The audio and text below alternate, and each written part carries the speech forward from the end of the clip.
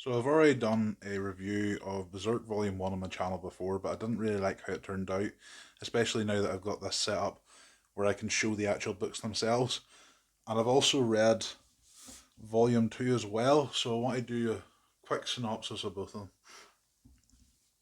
So this is Volume 1. Front cover looks really nice. This is actually the selling point for me. Also, the fact that Keanu Reeves' name was tagged onto it helped quite a bit, but the artwork I thought looked quite cool. And then we go into the actual comic itself. There's everybody that worked on it, all of these names.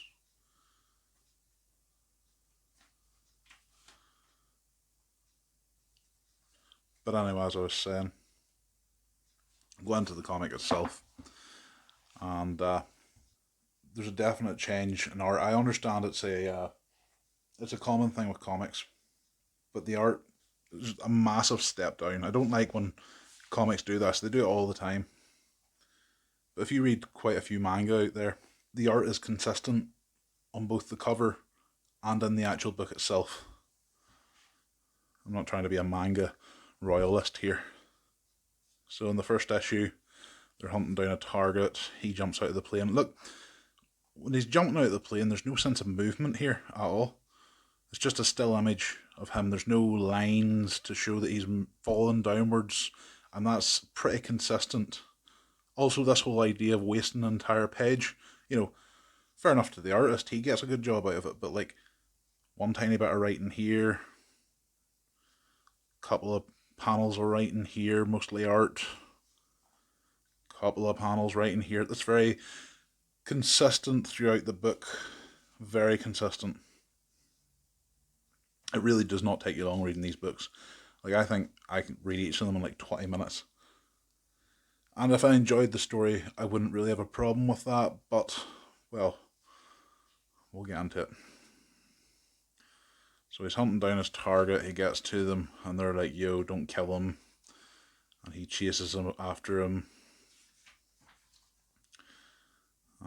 Gets his nose shot off, He's immortal, so it doesn't matter him. He's like, essentially, Wolverine without the claws. But he's been alive for thousands of years, which we're about to find out. So he gets to the target, and he tears him apart. It's very bloody, very violent. I've kind of been desensitized to violence in comics, so it's not really very shocking to me.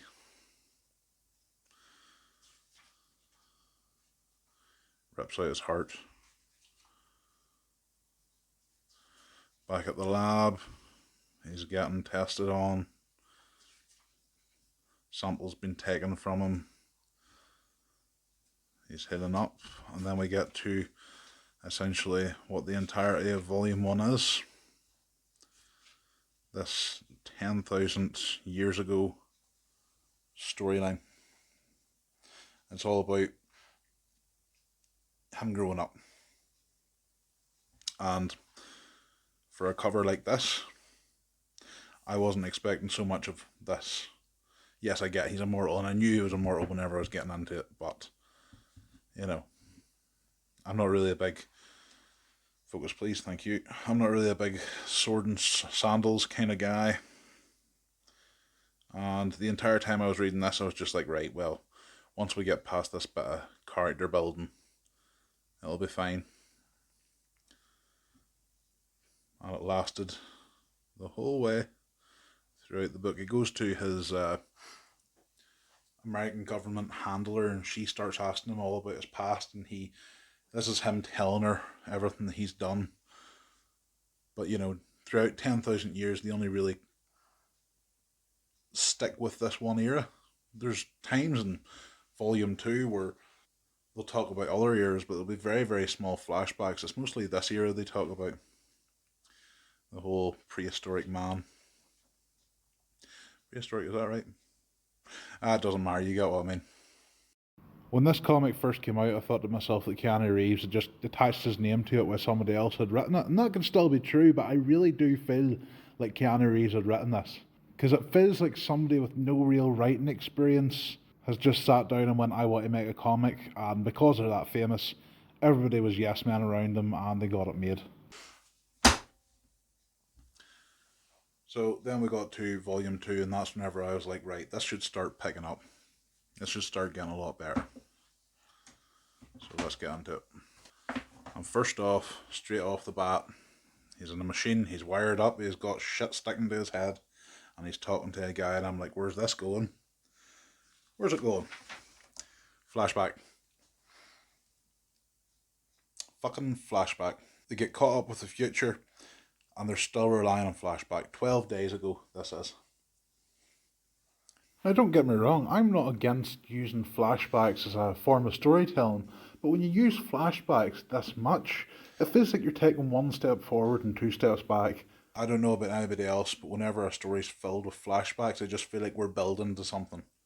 And that's exactly what this volume does as well. It just builds, and it just keeps, this happened to him at this point. Then we go forward a wee bit more in the past, but they don't really focus on that as much.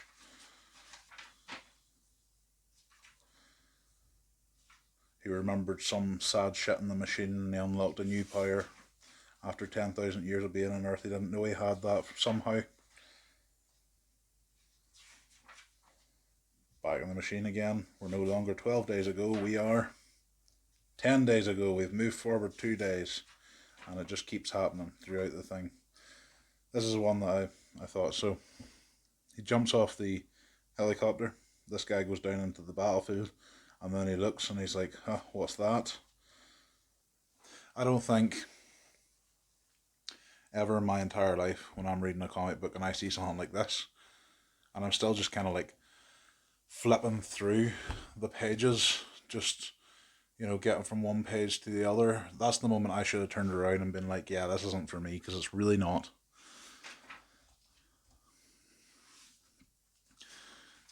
He's stranded in the woods with this guy. We flash back to the Viking times to show survival skills or something like that. No, it was his fear of water. That's what it was. They were going to get on a ship, and he was like, nah, I'll walk. I understand why they keep going back to the past, because if you were immortal like him, today would seem like, the blink of an eye compared to the amount of time you've lived. But I still don't like the way they tell the story, if you get what I mean. He's still stranded with the guy. Oh, look, we're getting closer, and now we are 7 days ago. You would think this would build to something completely fantastic. Let's get forward a wee bit. So we're finally in present day. This is as present day can get. Keanu Reeves disappears, or Unut, as I should say, but he's Keanu Reeves, like, come on. His handler, therapist woman, gets struck with some kind of weird energy thing, probably giving her powers.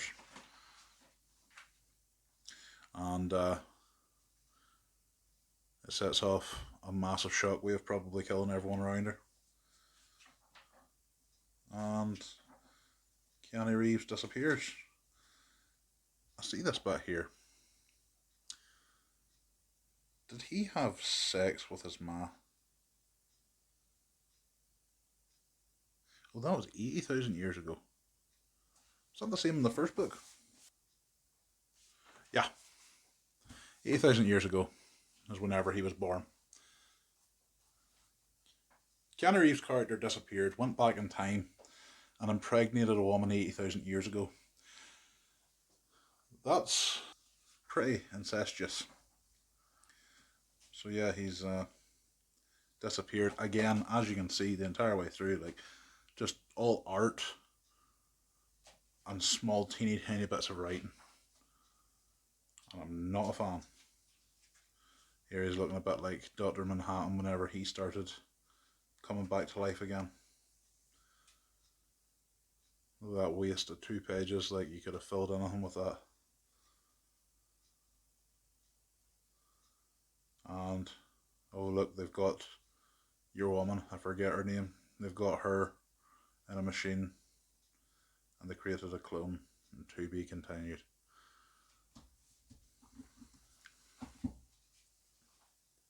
Honestly, if it wasn't for the fact that there's only one more volume to go, I wouldn't even continue this. I mean, there's only one more to go, I may as well finish off the story. But I highly doubt that issue 3 is going to make much of a difference. If you liked what you saw, I would recommend it. I'm just not a fan. Right? Bye.